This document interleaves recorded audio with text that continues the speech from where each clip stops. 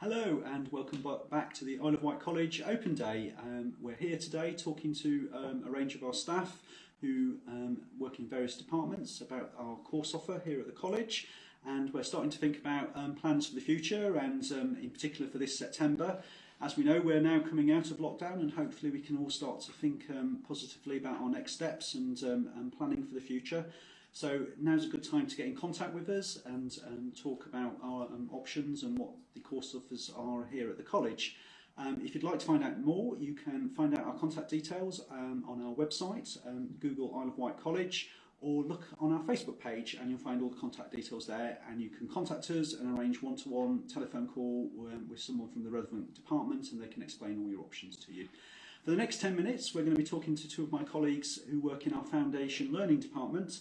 And at the college, we are really proud of our foundation learning programmes that we offer to students, which offer a really tailored provision and experience for the students who have special education needs and who need a little bit of extra support while they're at college.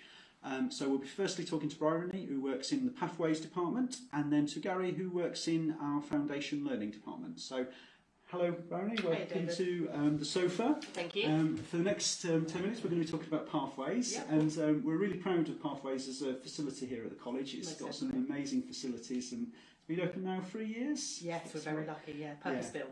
Yes, and so it's got some really good facilities, which we'll talk about in a moment. So, could you start by talking about what's the curriculum offer for a learner who comes to study at Pathways? Yeah, of course. So within the Pathways programme, we offer quite a diverse range of topics and programmes within the building itself.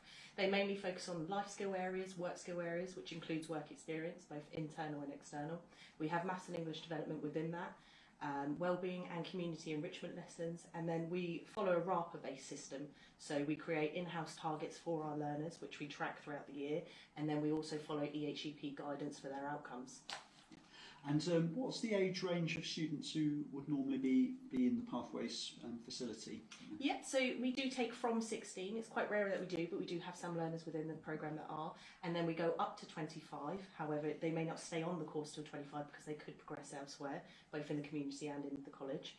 And then we do have a part-time offer for over 25, which is maths and English lessons, life skills, and a communication lesson. Yeah. So if you have a learner perhaps who's got quite complex needs, are you able to support them in Pathways as well? Yes, of course, yes. So we call that our Communication Pathways programme, which is more of a bespoke timetable for them types of learners. It's more of a sensory approach to learning, and it uses more of our facilities within, such as the sensory room, hydrotherapy pool, movement studio, and the assistive flat and kitchen. Yeah. And I know in Pathways you have much smaller class sizes because of the additional needs of your students. How were the students supported during their classes? What kind of support would they have? Yeah, so we have a range of equipment, resources. We're very high on assisted technology, from the use of Vocus to grid licenses, eye gaze, MyToby cameras. These are probably all familiar equipment to our parents, learners and carers at home. And then we also have a very large LSA team which provide one-to-one support, small group support, and whatever's needed for our learner. Yeah.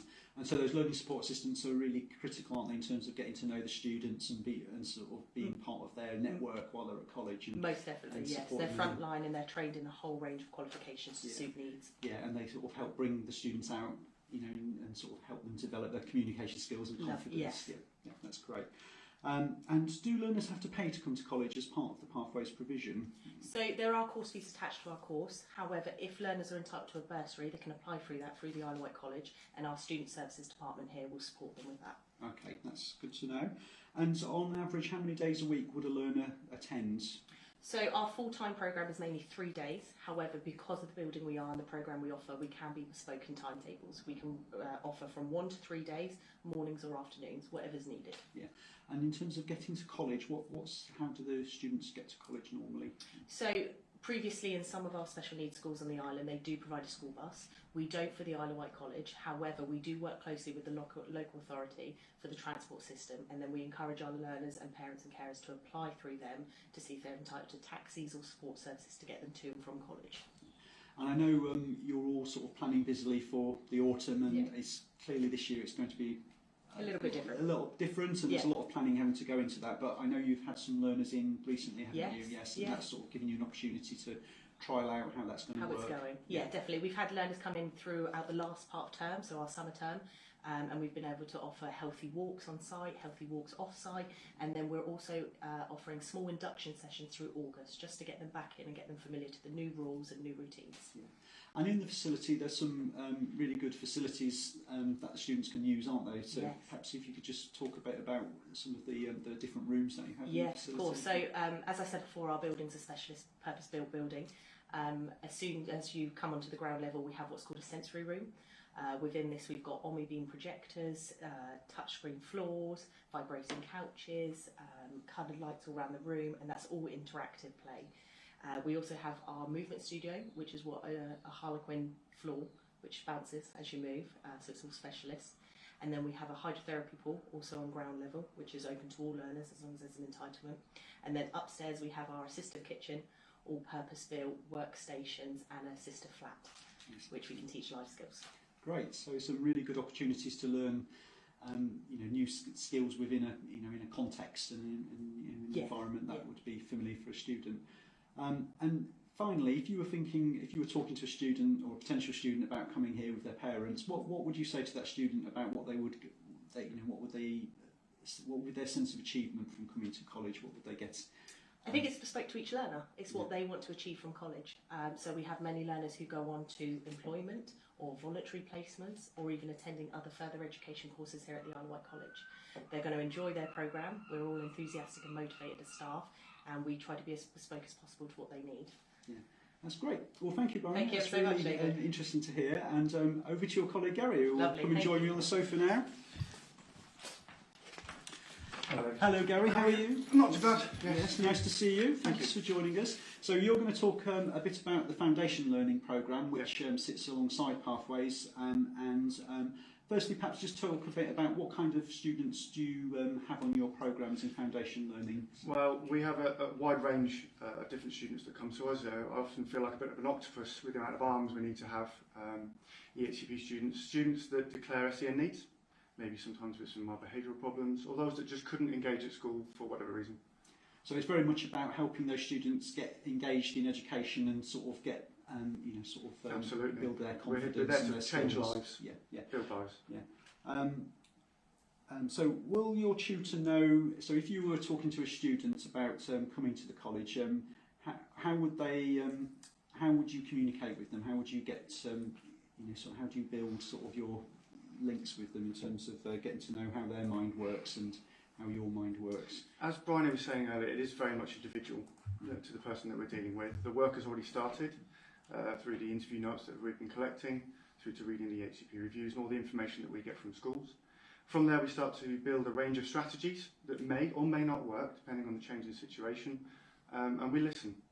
We're very observant with what we do, and we use that information to then progress our communication as time goes on. Yeah. And I know for some students it might be really difficult coming into an education environment where perhaps they've found that really difficult previously, or it causes anxiety and other issues. What would you do if a student's having a bad day? How would you support them in those circumstances? It's very important to give people the space that they need. When we say having a bad day, that could range a wide different set of things that could be happening either in college or outside of college. So again, it comes down to the listening, giving the space, and then allowing that person to work through whatever it is they're working through with a bit of support. Yeah. And perhaps thinking about it from sort of a slightly more light-hearted sort of point of view, if you were thinking about Foundation Learning as a film, how would you describe that to a student or potential student if you were thinking about it? Well, it's funny you should say that, David, because I was thinking about this the other day. It's a really good question. I'd probably go with something like The Greatest Showman. Not to reflect on myself, but it's about a wide range of different individuals coming together, overcoming adversity and succeeding in life. Yeah. So that includes staff as well as the students. Yeah. Do you have any elephants in Foundation Learning? Because I think there's an elephant in The Greatest Showman. Not yet, but you never know. Well, let's see if we can get one in the animal care department for you. Absolutely. And if a student were to say at school, nobody noticed me, will anyone take notice of me at college? What would you say to someone who felt, there's obviously felt ignored? Another good question. it's very sad when you hear that someone feels that they've not been noticed. At the core of what we do is about the individual. If someone says they've not been noticed, then we might take time out. We might go and have a chat somewhere quietly. Just make sure that everybody is involved with that person as much as possible. And we do share information, but for the right reasons, not the wrong. Yeah. And sometimes it can, be difficult if you're working in a larger group or you're sort of meeting lots of different people. What's the sort of typical sort of group size in foundation learning, and how do you sort of help sort of students who perhaps find it difficult working in larger groups? As with Pathways, we do have a good ratio of staff to students. Typically there will be a minimum of 2 learning support assistants and a tutor in a room. We tend to break rooms up by working in smaller groups. We might have a large room with smaller groups working together. And that tends to work for most. There are sometimes people need a bit of space to work along. We do allow that as well, obviously with support. And more recently, following events with COVID, we've embraced using Microsoft Teams online. And even today, even though officially the course is finished, we're all online today. And we have been since we broke up. Yeah. And just giving the students that bit of interaction and a bit of well, we've had all sorts going on with competitions around photographs, what they're growing in the garden, going out for walks, what they're doing with their day, just trying to look after their mental well-being as well as their education. Yeah, that's great. And if a student was to say, "Oh, I didn't enjoy school," or how's college going to be different? What would you say to them? College differs massively from school. The curriculum we deliver is a lot smaller, so there's no focus on the 9 GCSEs and this pressure to succeed by the time you're 16. We're all about life and helping those individuals to develop so that they can cope with whatever's going to come across their way in life. Yeah. And finally, if a student wanted to know what was the top 5 things a foundation learning programme was going to offer them, what would you say to them? Firstly, I'd probably say that there's a sense of community within foundation learning. Learners come back to us all the time. I even had a reference request from about 4 years ago yesterday. People always remember their time with foundation learning, and that's probably the biggest thing. Confidence, self-awareness, and that regular, we will sit with students every day if need be to review how they're doing, what can we change, can they change so that they can see what they want to do. And just to get ready for life, really. And speaking of that, have you got any sort of people that stick out in your mind who, sort of when you think back, they've, really sort of gone on to achieve, or, and when I say that, it might not be gone off to be, do something really on the world stage or something, but it might just be, from their perspective, maybe a big achievement.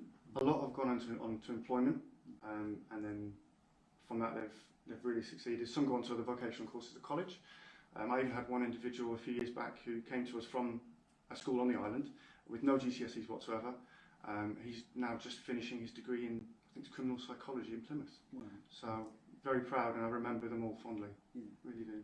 Yeah, and it's all, and as you said at the beginning, it's all about individual tailored programs. It really is. Yeah. Each individual who's got very different circumstances, and helping them make the most and progress. Absolutely. That's great, Gary. Anything else you'd like to say before we end? No, I'm just looking forward to starting again in September and meeting all the new students. Yes, and we will very much be looking forward to welcoming students back in September. We're busy preparing and making sure we're ready, taking into account all the changes that we need to put in place to make sure we're COVID safe. So if you'd like to find more about courses in either Pathways or our Foundation Learning Programme, then you can contact us. As I said at the beginning, you can look on our webpage to find our contact details, Google Isle of Wight College, or on our Facebook page, and all the details are there. And then you can arrange for a one-to-one telephone call with Gary, Bryony, or somebody in the team, and they'll be able to give you some one-to-one advice to you and your parents. So please do contact us, and we look forward to seeing you in September. Thank you.